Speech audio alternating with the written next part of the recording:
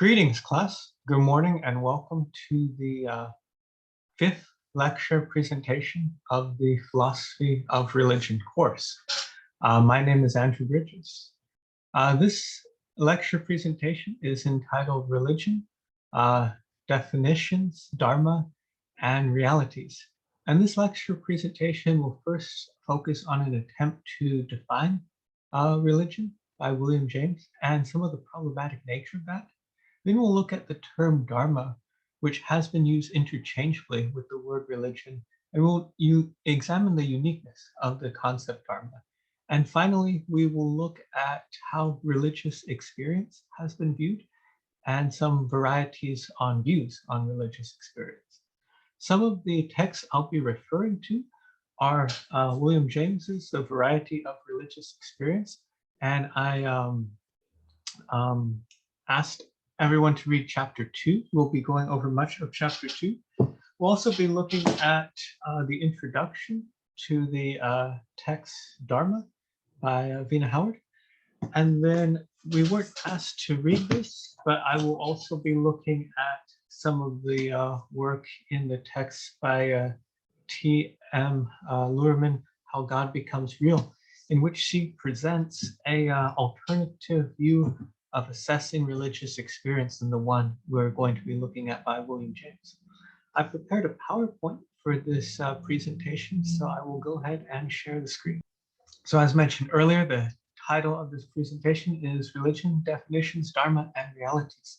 This is lecture presentation number 5. This will sort of correspond to the next one, lecture presentation 6. And in these two presentations, we're going to be looking at a variety of definitions of religion, approaches to the concept of religion. And I thought that these 3 questions might be fun to ponder. So how do scholars attempt to define religion? What considerations go into such attempts? And so when we're looking at James for an example of a scholar who does this, we'll be looking at a lot of his considerations. I like using this text because he does voice his considerations. He's quite dialectical. He'll present a definition of religion, and then he will revise it. And so you'll get to see his thought pattern on how he revises it. So we want to focus in to many of the considerations that go into that. How do religious studies scholars and practitioners of religion understand or have understood the idea of religions of the world to relate to each other? This will be more in the next lecture presentation 6, when we'll look at different models of how the world religions relate to each other and how the claims of the religions relate to each other. And how do the realities presented in religions, how are the realities presented in religions experienced by practitioners? And so we'll look at James's formal model, and then we'll look at other models for sort of looking at religious experience. And see, we can see how some of these questions already sort of interrelate to each other, in the sense as we might say, well, what experiences count as religious experience? When scholars study religious experience, what exactly are they looking for, or what are they reflecting on? And when practitioners experience religious experience, how do they sort of think about this is a religious experience and this is not a religious experience? And so this is, I think, a very fascinating question to consider for the philosophy of religion. So the outline will roughly go, we'll look at chapter 2 of James's work, The Varieties of Religious Experience. It is titled The Circumscription of the Topic. And we won't look at the entire chapter, but we will look at portions of it, basically the first portion of it. And then second, we'll look at the introductory chapter to the work Dharma by Vina Howard, in which she'll present some ideas, definitions, and concepts of the term Dharma. And then we will finally re-examine James's presentation of mystical experience. And then we will consider alternative explanations from T.M. Luhrmann. Okay, so let's begin with the attempt to define religion in the circumscription of the topic. So first, what does circumscription mean? It is to restrict something within limits. James wishes to restrict the topic of religion, um, and not just for his lecture presentation. So just some brief background. James has been invited to give lectures called the Guildford Lectures at the University of Edinburgh, and he's doing this in 1902. And so when he's presenting what he's going to be presenting, religion is such a broad topic, and his thoughts on it have to be sort of narrowed or restricted within limits. And so he is describing both what he will be talking about as opposed to what he'll not be talking about regarding religion. But he's not just sort of saying something to the effect of this is my area of specialization, which happens to be psychology of religion. He's not just saying, because I'm a psychologist, I'm going to be looking at the individual personal aspect of religion as opposed to the institutional. He'll also supply some justification for that. And so while he's restricting the topic within scope, he's also explaining why. He's providing a rationale for why he's doing this. And so this will be much of his definition, which is to give a restriction in the limits of it. So as he's doing this, basically the abstract at the beginning talks about how he'll proceed in his lecture. And so we'll just go over the first one. It's not just how he'll proceed, but all of these aspects are connected. So there's first the futility of the simple definition of religion. And this, I think, has quite a bit of merit to reflect on why he thinks there's a futility. We'll see many definitions of religion, quite a few in the next lecture presentation, but he's going to reflect on the futility of a simple definition of religion.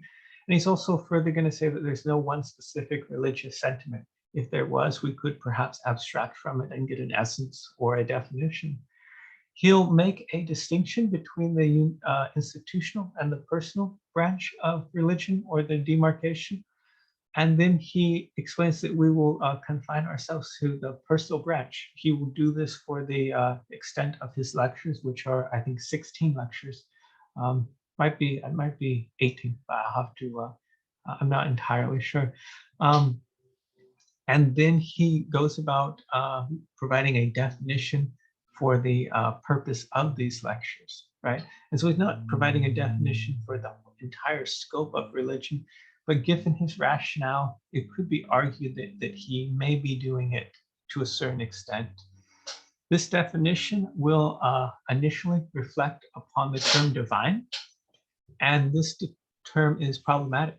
This is also a good thing to note. The divine is what prompts solemn reaction. This will be a further development in his presentation, but he also says it's impossible to make sharp distinctions, and he'll give this case as to why. And then he explains later that we must focus on the most extreme cases, and to some extent, the most extreme cases might be cases of mystical experience, which we'll get to in the third portion of the lecture. So let's begin with some of his ideas, starting from the futility of the simple definition. And so he explains early on in his lectures, most books on philosophy of religion try to begin with a precise definition of what its essence consists of. Meanwhile, the very fact that there are so many and so different from one another is enough to provide proof that the word religion cannot stand for a single principle or essence, but is a collective name. So James does not believe that we can come up with a definition of religion that captures its essence. And he'll give a good analogy with the analogy of government.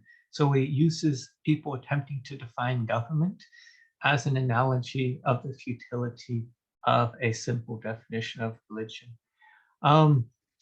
First, essence, how he's using the word, is the most important quality or feature or something of what makes it what it is, right? And without this one feature, it could not be what it is. And he's saying religion just isn't like that. is more of just a collection of different terms that are important in it. Together, they make up a definition or a functioning definition, but you can't capture an essence of it, right? And so he'll try to show this by asking the question, what is the essence of government? And there may not be one simple answer. And he wants to say the same thing is true with the question of religion, that there isn't an essence to it. Right? And so when he asks what the essence of government is, if we should inquire of the essence, and he says some might give the idea that authority is the essence of government, others submission, police, army, assembly, a system of laws. So what is the essence of the concept of government? Not of particular governments, but of the concept itself. And he says it's not any one of these things, right? He says, yet all the while it would be true that no concrete government can exist without all of these things, one of which is more important at a moment and others at a moment and others at other. The man who knows governments most completely is he who troubles himself least about definitions, which shall give their essence. Enjoying an intimate acquaintance with all the particularities in turn, he would naturally regard an abstract concept in which these were unified as a thing more misleading than enlightening. And why may not religion be conception equally complex, or a concept equally complex? And so this is sort of his initial justification, that he says there's no abstract essence for religion. We can list certain aspects of it, certain things it has, such as rituals, ethics, doctrines, different symbols. All these things are components of it, but none of them perhaps are the essence, and definitely not in James's argument, right? And so after making this point that there's no single definition that provides the essence of religion, James asks, is there a religious sentiment, a particular religious sentiment? And a sentiment is a feeling or attitude, especially based on emotion, right? James is asking if there are religious sentiments, or if there are just sentiments that we have, general sentiments that relate to religious content. Now, again, if there's religious sentiment, this might also help provide a definition, but James does not think that it is true that there is a particular religious sentiment, and here's what he says. There is religious fear, religious love, religious awe, religious joy, and so forth, but religious love is only man's natural emotion of love directed to a religious object. Religious awe is the same organic thrill which we feel in a forest at twilight or in a mountain gorge. Only this time it comes over us at the thought of our supernatural relations. As there thus seems to be no one elementary religious emotion, but only a common storehouse of emotions upon which religious objects may draw. And so he doesn't think there's any one particular religious sentiment and no one particular religious essence. This gives him some liberty in therefore constructing his own limits of the topic of religion. But this is not his only reason for doing so, right? There might conceivably also prove to be no one specific and essential kind of religious object, and no one specific and essential kind of religious act. And this again becomes quite fascinating because it opens up this idea that given the right understanding, any object, any act, any feeling could be religious. So then we're asking again, well, what is religion? We're going back to the entire philosophy of religion, right? If there's no essence, if there's no particular essence, if there's no particular object, if there's no particular act, if there's no particular feeling, this seems to suggest that anything quite possibly could be religious. So how are we making the distinction between what is religious and what is not religious? And this, he'll give some ideas. And again, be skeptical of the definitions. Look for perhaps things, questions that pop up of inconsistencies. he'll put forth a definition, then he himself will do this. This is why I like this particular lecture, because it sort of goes about examining his thought. So given the lack of essence in the definition of religious sentiment, religious objects, or religious acts, James attempts to provide his own definition, not a definition of its essence, but a definition which will inform the audience of what he'll be presenting in the next 20 lectures. Okay, so it's 20 lectures. He first divides religion into the personal and institutional, and explains that he will only be discussing the personal and not the institutional. And again, this is not necessarily because he specializes in a psychology which deals with the individual, as opposed to if he was another profession like a historian or a sociologist, he might deal with the institutional. He has a reason for this. So first, let's examine it. The institutional aspect, according to James, involves worship and sacrifice, procedures for working on the dispositions of deity, theology, ceremony, and ecclesiastical organization. It's also what is sort of helps a religion continue to exist and pass on from generation to generation. The personal involves the inner dispositions of man himself, which form the center of interest, his conscience, his deserts, his deserts, his helplessness, his incompleteness. And so he'll be looking at the personal. And here is his justification. And this will be a question throughout the rest of the semester and definitely the rest of the lecture. In one sense, at least, the personal religion will prove itself more fundamental than either theology or ecclesiasticism. Churches, when once established, live at second hand upon tradition. But the founders of every church owe their power originally to the fact that their direct personal communication with the divine, not only the superhuman founders, the Christ, the Buddha, Muhammad, this is a different, incorrect transliteration of Muhammad, so it means Muhammad, but also the originators of Christian sects have been in this case, so personal religion should still seem the primordial thing, even to those who continue to esteem it incomplete. And so what he's saying here is he wants to study the personal because he believes that these religions got started with an individual's personal experience of divinity. And so without, say, the experience of Christ, the experience of Buddha, the experience of Muhammad, these revelations or insights or encounters and teachings with respect to them, the religions would not have had their origin. These were first-hand religious experience.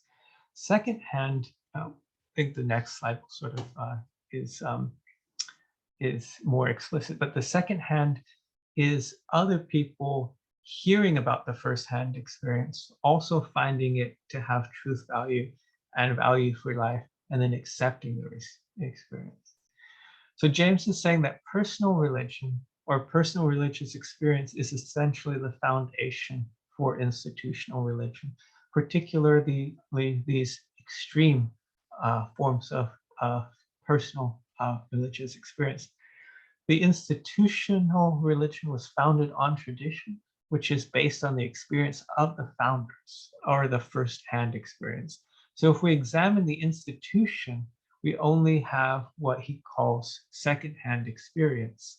And second-hand experience, we kind of use this term with a second-hand store, second-hand clothing, second-hand smoke. It's the experience of another person that you yourself then experience. You don't experience their experience, but you experience them explaining their experience, right? And so James wants to examine the source, meaning the original experience to which the institutional religion was based on. And so his first definition, so he explains why he's going to be examining these personal religious experiences firsthand as opposed to secondhand, which develops into the institutional, right? And he presents his first definition of religion. So religion, therefore, now asks you arbitrarily to take it to mean for us the feelings, acts, and experience of individual men in their solitude, so far as they apprehend themselves to stand in relation to what they consider the divine. And so what James finds most problematic about this definition, the first thing he finds problematic is the word divine, right? And so divine um, has aspects of divinity and God and a theistic idea, right? And so he explains there are systems of thought which the world usually calls religious, and yet which do not positively assume God. So he cites Buddhism as an aspect of this. Some forms of Buddhism, for example, do not have a God, but they are still a religion. So we can use the term atheist to apply in one sense to non-belief in religious ideas, but we can also use the term to describe atheistic religions, which are religions who have devotees that are religious, who subscribe to the religion, but the religion doesn't describe to theistic divinity. Jainism is another religion as such. So Buddhism and Jainism are religions, but they don't assume a creator God in this sense. Popularly, of course, the Buddha himself stands in the place of God. This is somewhat debatable. But in its strictness, the Buddhist system is atheistic. Modern transcendental idealism would be another one.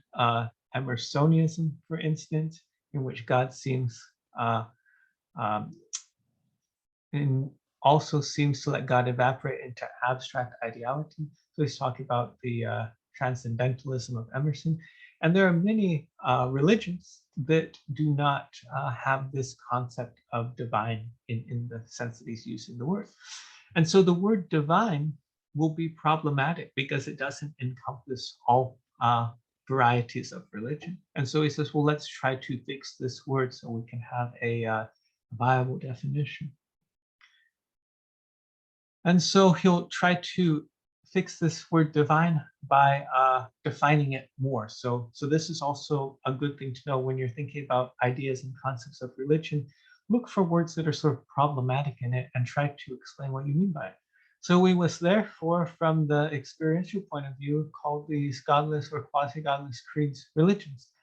And accordingly, then or when in our definitions of religions we speak of individuals' relations to what he considers the divine, we must interpret the term divine broadly as denoting any object that is godlike, whether it be a concrete deity or not, right? But then again, we can almost automatically see there is a problematic nature to this idea because it's not really giving us any more clarity. Is just sort of perhaps being circular and rerunning to the same problem, right? And so the term godlike, right, that also is problematic. He says it's problematic for a slightly different reason.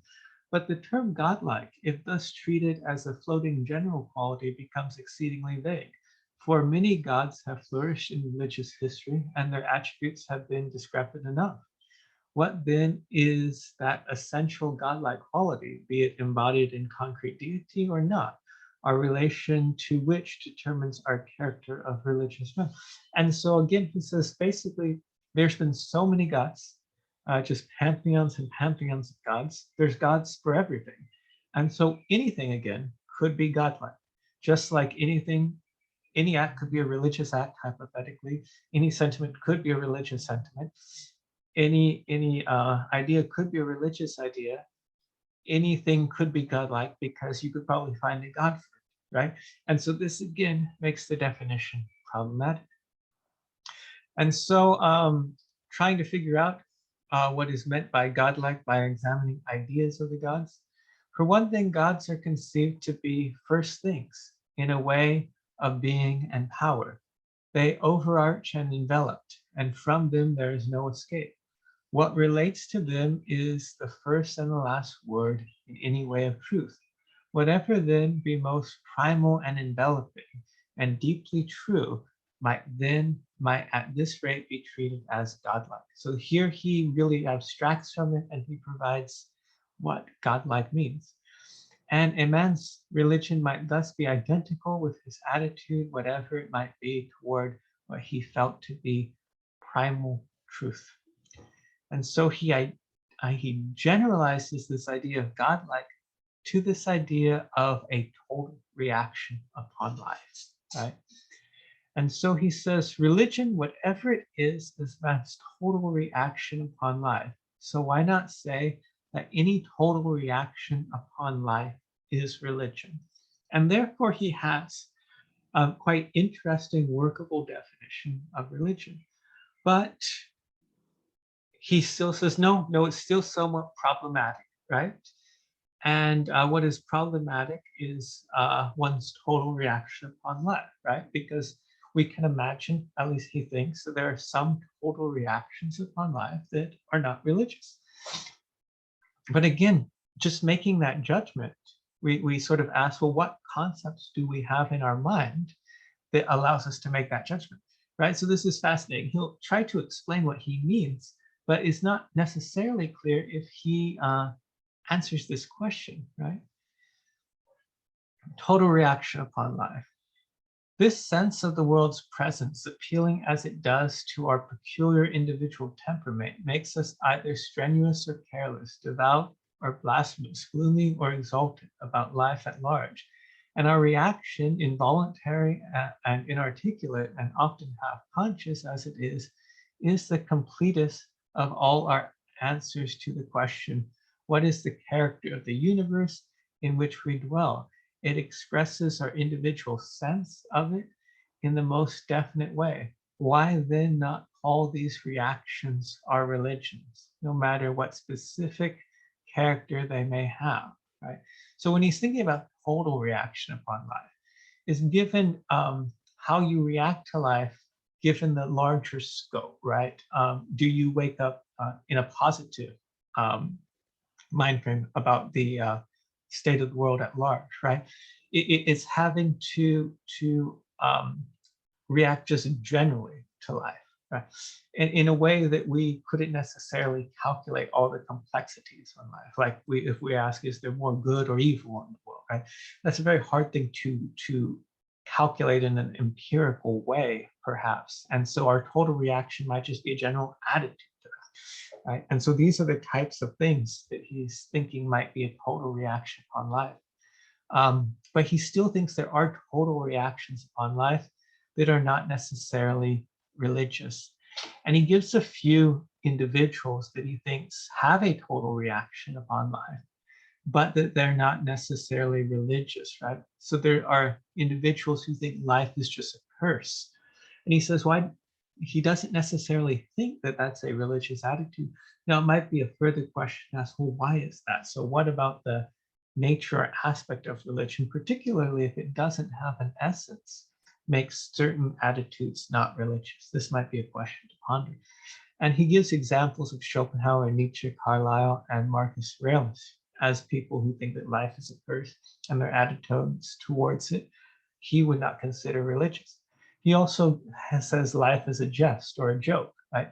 And he gives the example of Voltaire, which we've already talked about a bit, and Renan. And he says, so you can't have a religious total reaction upon life and think life is a curse or life is a joke. And it might be interesting to ask why that is, right? He doesn't fully go into the detail on that. And that might be a bit of a lacking here, but he does give examples of what he means. He gives an example of Voltaire. As for myself, he says, weak as I am, I carry on the war to the last moment. I get 100 pike thrusts, I return 200, and I laugh. I see near my door Geneva on fire with quarrels over nothing, and I laugh again. And thank God I can look upon the world as a farce, even when it becomes as tragic as it sometimes does. All comes out even at the end of the day, and all comes out still more even when all the days are over. And so that is sort of thinking of life as a farce or a joke. And he says, well, this he doesn't consider to be a religious attitude, even though it is a total reaction on life. Another counterexample from Renan: there are many chances that the world may be nothing but a fairy pantomime of which no God has care. We must therefore arrange ourselves so that on neither hypothesis we shall be completely wrong. We must listen to the superior voices, but in such a way that if the second hypothesis were true, we should not have been too completely duped. If, in effect, the world be not a serious thing, it is the dogmatic people who will be the shallow ones, and the worldly minded, whom the theologians now call frivolous, will be those who are really wise.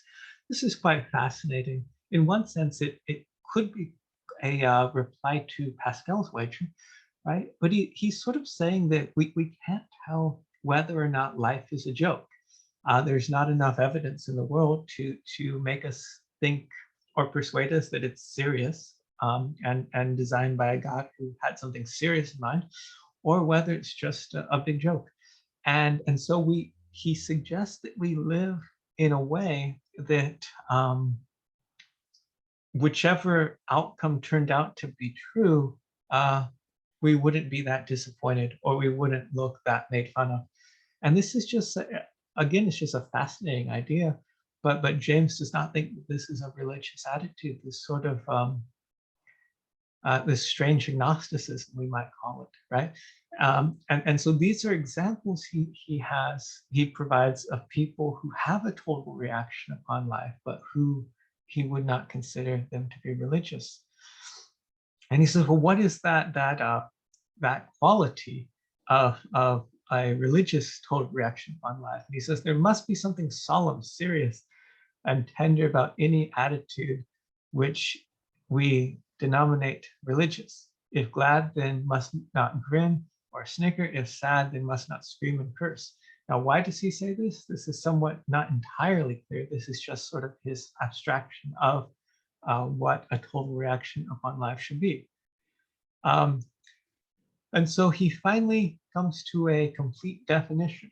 The divine shall mean for us only such a primal reality as individuals feel impelled to respond to solemnly and gravely, and neither by curse nor jest. So this is his definition. He does find there is one more problematic thing about it. And here, I won't read this, but he gives an example of a person who takes life seriously and who has well, I'll just read it, I guess. This individual has a total reaction on life, but it's just really unclear to him to whether or not this is religious, right? Because it is not an extreme reaction, right? It's just it's more of a resignation, right? So it's kind of depressing too. He says, I am so far resigned to my lot that I feel small pain at the thought of having to part from what has been called the pleasant habit of existence, the sweet fable of life. I would not care to live my wasted life over again, and so to prolong my span. Strange to say, I have but little wish to be younger. I submit with a chill at my heart. I humbly submit because it is the divine will and my appointed destiny. I dread the increase of infirmities that will make me a burden to those around me, those dear to me. No, let me slip away as quietly and comfortably as I can. Let the end come, if peace come with it. I do not know that there is a great deal to be said for this world or our sojourn here upon it, but it has pleased God so to place us, and it must please him also. I ask you, what is human life? Is it not a maimed happiness, care and weariness, weariness and care, with the baseless expectations, the strange consequence of a brighter tomorrow? At best, it is but a forward child that must be played with and humored, to keep it quiet till it falls asleep, and then the care is over. So it is a total reaction upon life? Is it religious? James basically says, I have no idea. And so we shouldn't, when we think about things that are religious, maybe leave these ambiguous examples out, right? And so he says, with states that can only by courtesy be called religious, I mean, this individual was mentioning God, was reflecting on the afterlife. Was it religious? It's difficult to say. But again, we might examine our intuitions on this and say, well, how are we coming to these definitions, right? We need have nothing to do, our only profitable business being with what nobody can possibly feel tempted to call anything else. I said in my former lecture, and this is referring to the prior one on religion and neurology, that we must learn most about the thing when we view it under the microscope, as it were, or in any most exaggerated form, right? This is true of religious phenomenon as of any other kind of fact. The only cases likely to be profitable enough to repay our attention will therefore be cases where the religious spirit is unmistakable and extreme. So for the remainder of his lecture presentation, he is going to be looking at the most extreme cases of religion. And at the end of this presentation, we're going to get questions on whether this is essentially the way to go about this, or if when engaged in the field of religious studies, if one should look more at this ambiguous phenomenon, for lack of a better word. Okay, so we've talked about James's attempt to define religion and a lot of the considerations that went into that. You may still have questions about his definitions, his approach, skeptical worries. This is good. I think be pondering this, be pondering whether there is an essence of religion, whether it can be defined, whether you can look at individuals' phenomena and say, is this religious, is this not? A further sort of meta question might be, what are we doing when we do that, when we're trying to think about what is religious, what is not? But this is what aspects of the philosophy of religion attempt to do. And so James, I think, provides good food for thought here. Okay, we're going to sort of shift for a moment in the lecture, and we're going to look at the term Dharma, which has often been used interchangeably with the term religion, but it is its own unique term with its unique set of properties, and we're going to be looking at this. So when we look at the philosophy of religion, we also will include a concept like Dharma, but we want to distinguish it. We want to appreciate its uniqueness. And when a person says religion, but they're referring to the Dharmic traditions such as Hindu, Buddhist, Jain, and Sikh, we want to be able to have a particular hermeneutic or an understanding of the ideas of Dharma and not necessarily confuse or conflate them with the ideas of religion if we have a different religion in mind, such as Christianity. So let's go ahead and now look at the concept of Dharma. And for the text on Dharma, we'll be using the text Dharma by Vina Howard, and we'll be looking at the introduction she provides. And so this is from the text Dharma. I'll be reading. Much of this will be, well, most of the quotes, all of the quotes will be from this text here. I'll be reading excerpts from the introductory chapter. The term Dharma is derived from its Sanskrit root verb dur, which means to hold, to support, to sustain. And while it defies a single definition or interpretation, the term is used generally in the Indic tradition to mean ethics, law, duty, teaching, and religion. Thus the term Dharma, when indicating religion, encompasses moral principles that guide human conduct, laws that maintain order, and duties that lead individual fulfillment and social harmony. In short, Dharma is a harmonizing principle of the cosmos, and it is in the place of it takes place in the context of the four Dharmic traditions I just mentioned: Hindu, Buddhist, Jain, and Sikh.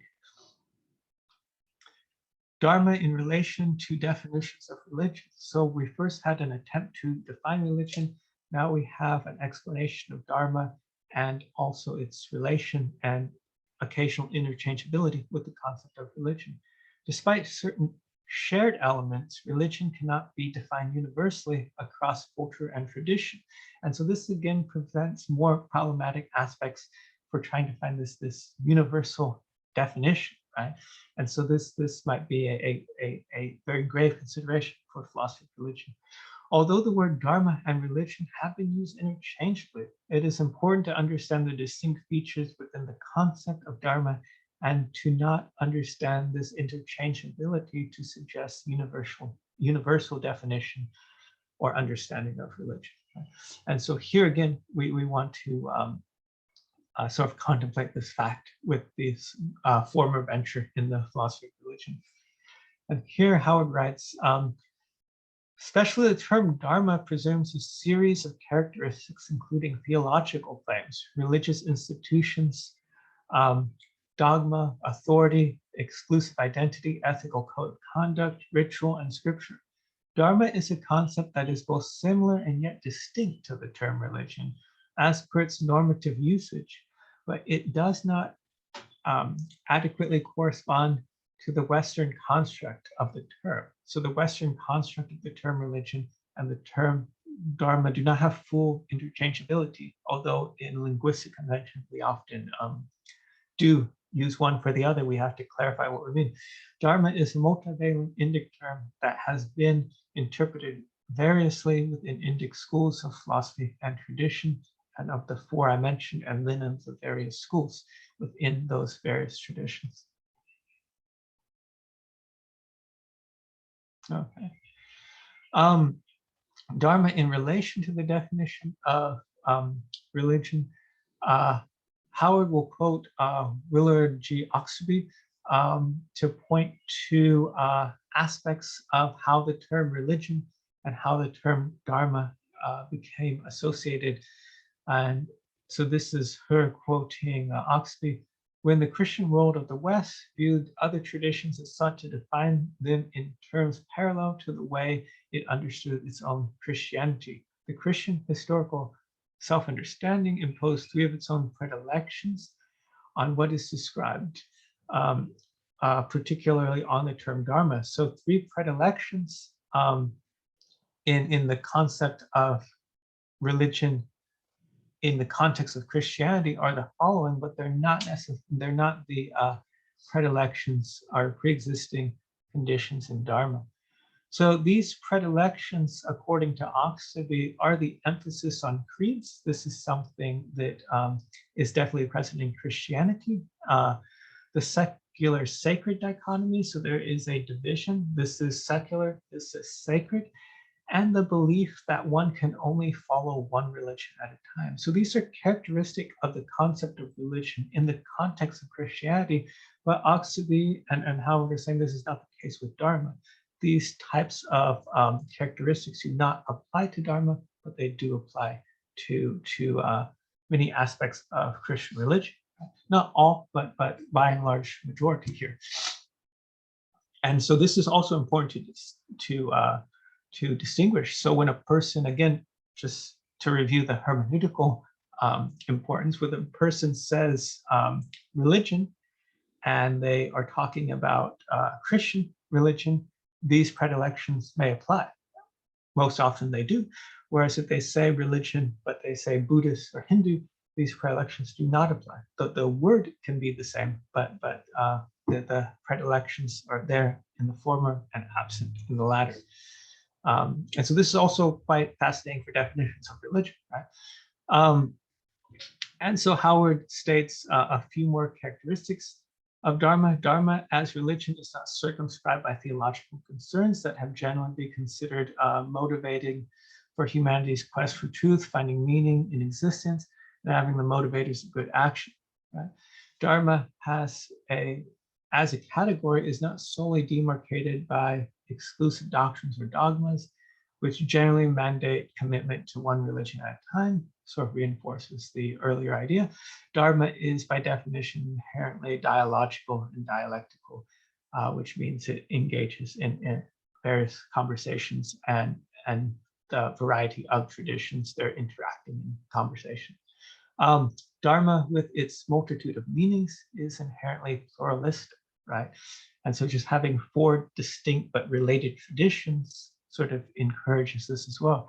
The idea of Dharma frustrates the bifurcation between the secular and the sacred. Again, this is sort of reviewing the former. There's a clear distinction where there is in other religions such as Christianity.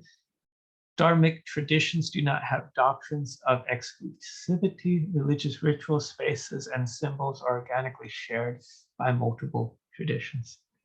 Lastly, I just want to share, and the book goes into this, some shared concepts between the four Dharmic traditions. The concept of karma, literally translated as action, or that one's actions have a cause and effect relationship on either their future life or future incarnations or reincarnations, right? And so one's actions have consequences, but karma literally translates to action. Also, the concept of samsara, or the cycle of life, death, and rebirth, and the concept of reincarnation, that one is, after one dies, one is reincarnated into a different situation, a different type of life form. Those can vary upon tradition within the Dharmic tradition. And the concept of liberation or moksha. So these are shared concepts within the Dharmic traditions. And so this will conclude the second portion of the lecture presentation. First, we had an attempt to define the concept of religion, in which James presents a variety of considerations. Next, we have a concept to examine a particular concept, Dharma, which has been used interchangeably for, with religion, but is unique and has a particular set of characteristics which cannot be applied to necessarily other religious traditions, and vice versa. And so as we think about definitions of religions, we have to take these types of things into considerations philosophically as well, right? And now we're going to look at this idea of trying to examine religious experience. And sort of when we think about religious experience, what exactly do we think about? And when we think about how it happens in a hypothetical sense, again, what again do we think about? And when I say hypothetical, I mean more theoretical. We're not necessarily questioning if it happened or if it did, but we're just sort of saying, we're sort of almost approaching if it did, or when it does, how do we go about distinguishing whether it is religious or not, hypothetically speaking, right? And so this is quite fascinating. We're going to move to this third one. So religious experiences and their realities. Now, just one quick tie-in with the concept of Dharma and what James is doing. A few decades before James is sort of pondering these things in 1902, many groups of Americans and their religiosity and experiences have been interacting with Dharmic ideas and particularly Hindu ideas. Books like Hinduism in America by Jeffrey Long sort of detail this. If anyone's fascinated in this, I recommend chapters 2 and chapter 3. There were many American religious movements who were interacting with Dharmic ideas, from the early Unitarians and then to the American Transcendentalists, the New England Transcendentalists, then the Theosophists, and finally the spiritualism in America. And this is sort of the atmosphere that James is sort of thinking about when he's thinking about these varieties of religious experiences. And these communities are having quite a variety of religious experiences, particularly interacting with these new Dharmic ideas. And so how exactly is he first considering what a religious experience is? We got some examples of things he thought were kind of ambiguous, and he thought we should focus on the most extreme. And that might be a fascinating question to ponder. Should we focus on the more extreme, or should we try to focus on the more common types of experience that if there's an entire congregation of religious people, that any one of those people could have? Is that the experience to focus on, or is it more the experience of the extreme. So James's model for the experience of the extreme is that they were sort of different series of experiences. If you look to this part of the slide, so mystical experiences are the most powerful type of first-hand religious experiences. We might think of the Buddha experiencing enlightenment, Muhammad receiving the revelation, right? The disciples seeing or reporting, seeing these miracles of Jesus, and just different visions, different all of these reported mystical experiences, right? The most powerful. You think of Ramakrishna going into samadhi, right? And all of these types of experiences are understood as mystical in nature, and the most powerful religious experience, they're first-hand in nature. And James made the argument that they are the ones that sort of basically create religions. And then we have many followers who sort of believe secondhand, meaning that they themselves did not have the experience, but they believe the truth of the person that had it, right? The four qualities of mystical experience James gives is, first, it's ineffable. It can't really be put into words. You experienced it, but you can't describe it fully. I mean, sure, people report what happened, but they can't capture the totality of the experience because it's just so powerful. There's noetic qualities. Even though it can't be put into words, there's so much cognitive information there. There's intelligence in the experience. It's transient, which means it comes and goes. James states that people can't stay in this state very long, maybe 30 minutes tops, or maybe an hour. He's not entirely sure of the measurement, but it doesn't last one's entire life. It just, and this experience, it could just happen for minutes, and then that's it.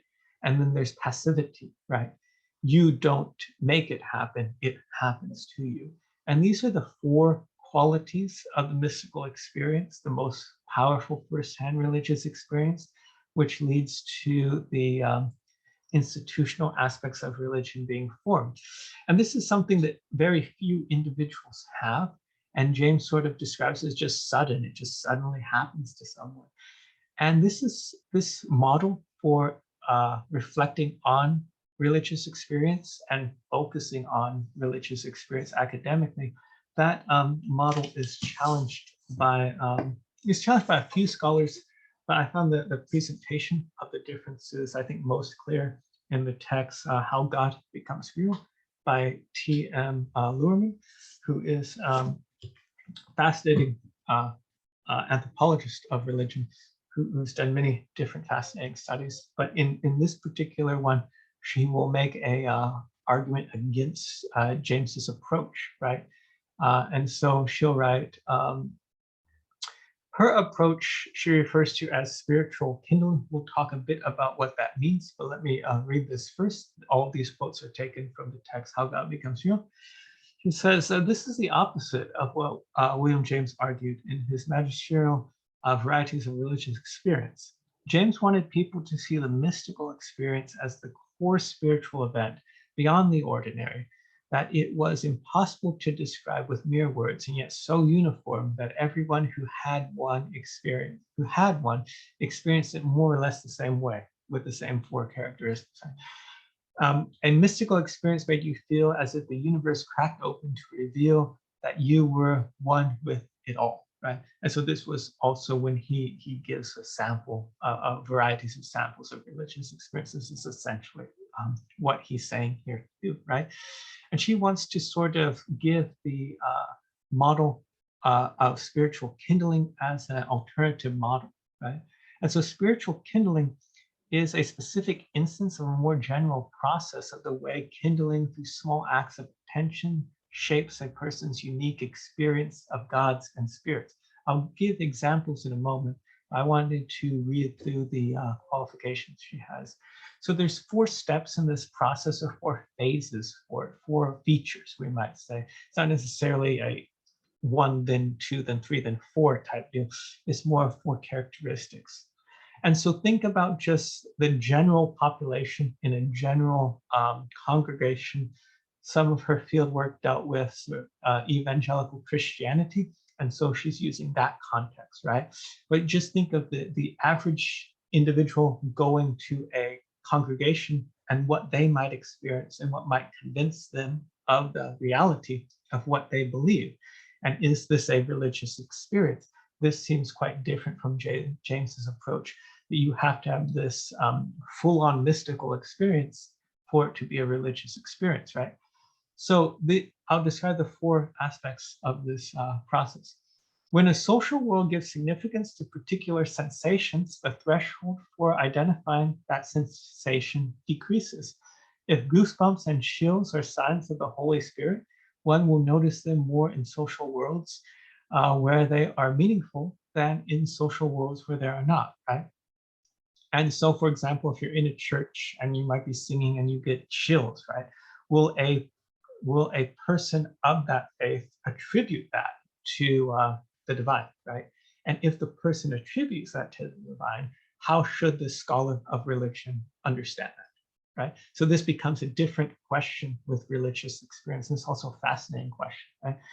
If that sensation is complex bodily events such as sleep paralysis, or even a simple event like goosebumps, the frequency of the event will be constrained by individuals' vulnerability to the experiences, right? And so it only happens if it happens to the individual. Okay? The less an experience is tied to a specific complex pattern of phenomenology, the more directly its frequency will reflect cultural interest in it. So basically, the more it happens in different settings, the more prominent it will be.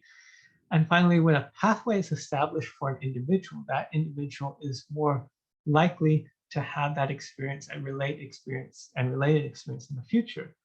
This response becomes habituated and fluent for him or her. And this is what the idea of kindling is, right? If one is in a congregation, one is participating in a religious function or ceremony, one is, say, singing praises to a god, one is reading a certain scripture, and one gets a certain bodily sensation, right? That just seems like a sort of a little bit, a spark or a bit of a flame of a religious experience. And the more and more attention one pays to this over their lifetime, perhaps the more and more this sensation will become dominant and will become more frequent and will relate to more and more of a person's life. And so it's not just a sudden burst of religious experience. We think of the kindling of a small fire versus like a lightning strike, right? The former is sort of what she's describing of the just slowly nurturing religious experience over time and experiencing a more robust form of it over time, versus what James is describing, just someone wandering in the desert and suddenly this whole other sphere of existence appears to them, right? And so these two different approaches of what religious experience is and how the scholar of religious studies should pay attention to this as well anthropologically, I think is a fascinating aspect for the philosophy of religion. So what type of religious experiences should the philosopher of religion think about? Obviously, one should think about both, but how should one think about each of them in relation to each other? So this, I hope, has been a helpful lecture. I know this lecture was a bit longer, but I wanted to really take these three ideas of an individual trying to define a religion, and then sort of looking at how that relates to experience and psychological reaction, to a concept such as Dharma that is used interchangeably with religion, but in a way that it stresses that there can't necessarily be a universal definition for religion, which philosophers of religion often in the past like to do. But this again presents very tangible difficulties for and perhaps impossibilities for that venture, or at least if one still thinks about that venture, then one has to think about it in a much more sophisticated way. Right? And then we finally look at this idea of religious experience, how we look at it for like a mystic, and how we look at it for the individual sort of attending a congregation for decades of their life, right? And how do we look at those two different religious experiences, and how do both types of religious experience inform ideas on understanding of religion? So again, the next lecture will talk a bit more about how world religions interact with each other. But here I just wanted to sort of put forth some of the complexities with defining religion, with using terms like Dharma interchangeably with religion, and for evaluating a much broader variety of religious experience. So I hope you enjoyed this lecture and look forward to presenting the next lecture soon.